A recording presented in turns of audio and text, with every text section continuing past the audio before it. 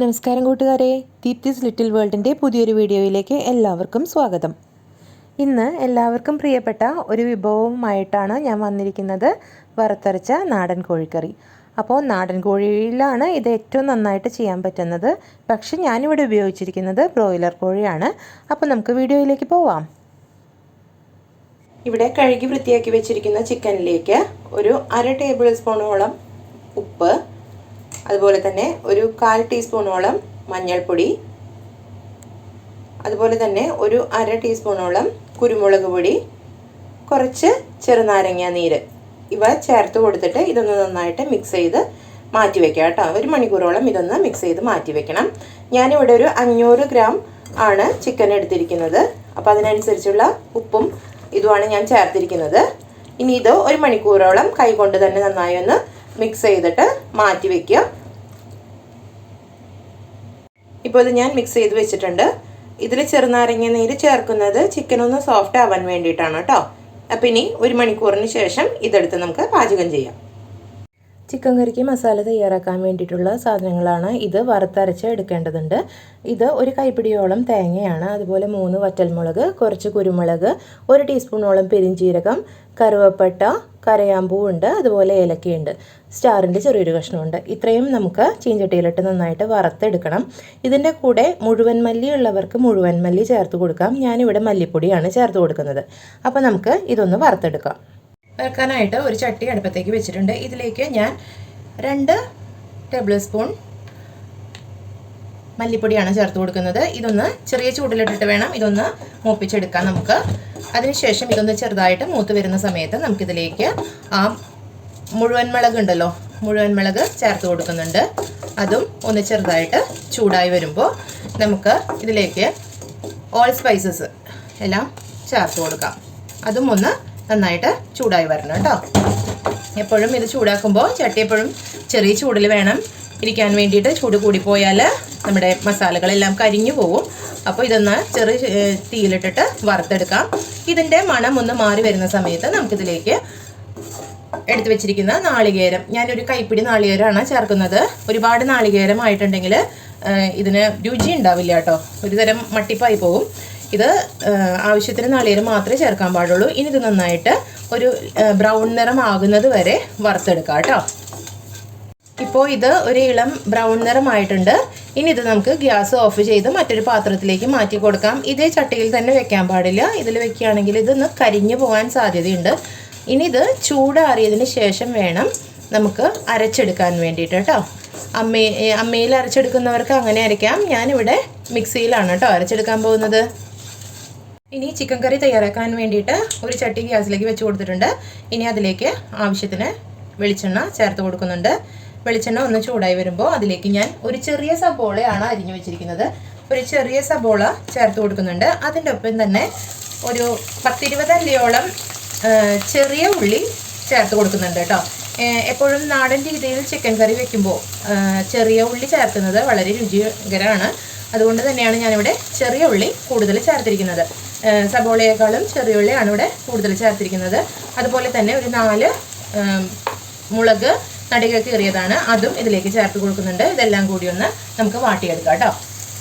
ഇതൊന്ന് വാടി വരുന്ന സമയത്ത് ഇതിലേക്ക് ഞാൻ ഒരു കഷ്ണം ബേ ലീഫും അതിൻ്റെ ഒപ്പം തന്നെ കുറച്ച് കറിവേപ്പിലയും ചേർത്ത് കൊടുക്കുന്നുണ്ട്. അതോടൊപ്പം തന്നെ ചതച്ച് വെച്ചിരിക്കുന്ന ഇഞ്ചി വെളുത്തുള്ളി ചേർത്ത് കൊടുക്കുന്നുണ്ട് കേട്ടോ. ഇത് ഒരു കുടം വെളുത്തുള്ളിയും ഒരു കഷ്ണം ഇഞ്ചി ചേർത്ത് ചതച്ചതാണ്. ഇതിനൊന്ന് ഇതിൽ കൂടെ ചേർത്തിട്ട് ഇതൊന്ന് വാടി വരുന്നത് വരെ ഒന്ന് ഇളക്കി കൊടുക്കാം. ഇഞ്ചിയുടെയും വെളുത്തുള്ളിയുടെയും പച്ചമണം മാറണം കേട്ടോ. എന്നിട്ട് മാത്രമേ ഇതിലേക്ക് ഇനി മസാലകളൊക്കെ ചേർത്ത് കൊടുക്കാൻ പാടുള്ളൂ. ഇത് നന്നായിട്ട് ഒന്ന് നമുക്ക് പച്ചമണം മാറുന്നവരെ ഇളക്കി കൊടുക്കാം കേട്ടോ. ഇപ്പോൾ ഇതൊന്ന് ഇളം ബ്രൗൺ നിറമായിട്ടുണ്ട്. ഇനി ഇതിലേക്ക് നമുക്ക് മസാല ചേർത്ത് കൊടുക്കാം. ഞാൻ നേരത്തെ അരച്ചെടുക്കുന്നതിലേക്ക് 2 ടേബിൾ സ്പൂണാണ് മല്ലിപ്പൊടി ചേർത്തെടുക്കുന്നത്. 1 ടേബിൾ സ്പൂണും കൂടി ഇതിലേക്ക് ചേർത്ത് കൊടുക്കുന്നുണ്ട്. അതോടൊപ്പം തന്നെ കാശ്മീരി ചില്ലി പൗഡറാണ് 1 ടീസ്പൂൺ ചേർത്ത് കൊടുക്കുന്നുണ്ട് കേട്ടോ. മുഴുവൻ മുളകാണ് ഞാൻ അരച്ചെടുക്കാൻ വേണ്ടി മുഴുവൻ മുളകും കുരുമുളകാണ് ചേർത്തിരിക്കുന്നത്. അതുകൊണ്ട് ഇതിലേക്ക് 1 ടീസ്പൂൺ ഇട്ടിട്ടുണ്ട്. ഇനി ഒരു 1/4 ടീസ്പൂണോളം മഞ്ഞൾപ്പൊടി ചേർത്ത് കൊടുക്കുന്നുണ്ട്. ഇനി ഇതെല്ലാം നന്നായിട്ടൊന്ന് ഇളക്കി യോജിപ്പിച്ച് കൊടുക്കാം കേട്ടോ. ചെറിയ ചൂടിൽ തീയിലിട്ടിട്ട് വേണം കേട്ടോ ഇത് ഇളക്കി കൊടുക്കാൻ വേണ്ടിയിട്ട്, അല്ലെങ്കിൽ പെട്ടെന്ന് പുകഞ്ഞത് കരിഞ്ഞു പോകും. അപ്പോൾ ചെറിയ തീയിലാക്കിയിട്ട് ഇതൊന്ന് നന്നായിട്ട് ഇളക്കി യോജിപ്പിച്ച് കൊടുക്കണം. ഇതൊന്ന് ഇളക്കി യോജിപ്പിച്ചതിന് ശേഷം ഇതിൻ്റെ ആ പച്ചമണമൊക്കെ ഒന്ന് മാറി കഴിയുന്ന സമയത്ത് നമുക്കിതിലേക്ക് അരിഞ്ഞ് വെച്ചിരിക്കുന്ന തക്കാളി ചേർത്ത് കൊടുക്കാം. ഞാനിവിടെ ഒരു വലിയ തക്കാളി ഒന്ന് അരച്ചെടുക്കുകയാണ് ചെയ്തിരിക്കുന്നത്. നിങ്ങൾക്ക് അരിഞ്ഞ് ചേർക്കണമെന്നുണ്ടെങ്കിൽ അങ്ങനെയാണെങ്കിലും ചെയ്യാം കേട്ടോ. അരിഞ്ഞ് വെച്ച് ഇത് ഒരു തക്കാളിയെ ഒന്ന് അരച്ചെടുത്തതാണ്, അത് ഇതിലേക്ക് ചേർത്തിട്ടുണ്ട്. ഇതൊന്ന് നന്നായിട്ട് ഇളക്കി യോജിപ്പിക്കണം. തക്കാളി നന്നായിട്ടൊന്ന് വാടി വരണം. എന്നിട്ട് വേണം നമുക്കിതിലേക്ക് ചിക്കൻ ചേർത്ത് കൊടുക്കാൻ വേണ്ടിയിട്ട് കേട്ടോ. ഇപ്പോൾ തക്കാളിയൊക്കെ നന്നായിട്ട് വാടി അതിൽ നിന്നും എണ്ണ തെളിഞ്ഞു വരുന്നുണ്ട്. ഈ സമയത്ത് നമുക്കിതിലേക്ക് മാരിനേറ്റ് ചെയ്ത് വെച്ചിരിക്കുന്ന ചിക്കൻ ഉണ്ടല്ലോ, നേരത്തെ മഞ്ഞൾപ്പൊടി, കുരുമുളക് പൊടി, ഉപ്പ്, കുറച്ച് നാരങ്ങ നീര് ഇവയൊക്കെ ചേർത്തിട്ട് 1 മണിക്കൂർ മുമ്പ് നമ്മൾ മാരിനേറ്റ് ചെയ്ത് വെച്ചതാണ്. ആ ചിക്കൻ ഇതിലേക്ക് നമുക്ക് ചേർത്ത് കൊടുക്കാം കേട്ടോ. ചിക്കൻ ഇതിലേക്ക് ചേർത്ത് കൊടുക്കുന്നുണ്ട്. അത് നന്നായി ഇളക്കി യോജിപ്പിക്കണം. അതിനുശേഷം ആവശ്യമായ ഉപ്പ് ചേർത്ത് കൊടുക്കണം. ഞാനിതിലേക്ക് ഉപ്പ് ചേർത്തിട്ടുണ്ട്, എന്നാലും ഒരല്പം കൂടി ഉപ്പിൻ്റെ ആവശ്യം ഉണ്ടാവും. ആ ഉപ്പ് കൂടി ഇതിലേക്ക് ചേർത്ത് കൊടുക്കാം കേട്ടോ. ഒരല്പം കൂടി ഉപ്പ് ഞാൻ ചേർത്തിട്ടുണ്ട്. ഇനി ഇത് നന്നായി ഇളക്കി യോജിപ്പിച്ചതിന് ശേഷം ഒന്ന് അടച്ചു വെച്ചിട്ട് നമുക്കൊന്ന് വേവിക്കാം. ഒരു 5 മിനിറ്റ് വേവിക്കാം കേട്ടോ. ഇപ്പോൾ ഒരു 5 മിനിറ്റ് ആയിട്ടുണ്ട്. ഇതൊന്ന് നമുക്ക് തുറന്ന് നോക്കാം. ചിക്കനിൽ നിന്നൊക്കെ വെള്ളം ഇറങ്ങിയിട്ടുണ്ട്. ചിക്കൻ ഇതൊക്കെ ആയിട്ടൊന്ന് നന്നായിട്ട് യോജിച്ചിട്ടുണ്ട്. ഈ സമയത്ത് നമുക്ക് ഇതിലേക്ക് നമ്മൾ നേരത്തെ തയ്യാറാക്കി വെച്ചിരിക്കുന്ന അരപ്പ് ചേർത്ത് കൊടുക്കാം കേട്ടോ. മസാല അരച്ച് വെച്ചതാണ്, അത് ഇതിലേക്ക് ചേർത്ത് കൊടുക്കാം.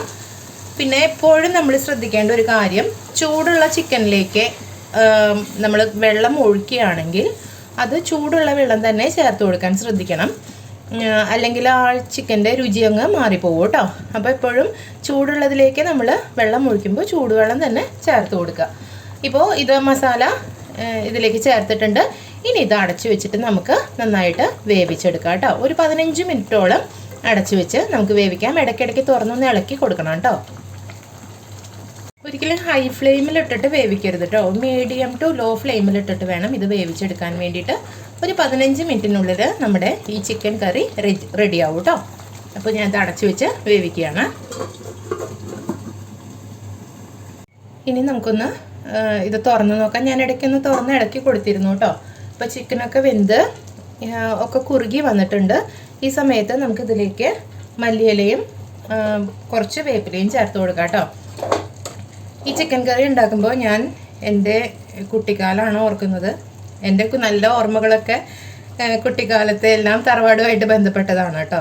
കാരണം ഞങ്ങൾ തറവാട്ടിലായിരിക്കുമ്പോൾ അമ്മായിമാരുടെ മക്കളും എല്ലാവരും കൂടെ വെക്കേഷന് കൂടുന്ന സമയത്ത് ഇങ്ങനെ ചിക്കനൊക്കെ വെക്കുമ്പോൾ എല്ലാവർക്കും കൂടി തികയില്ലല്ലോ.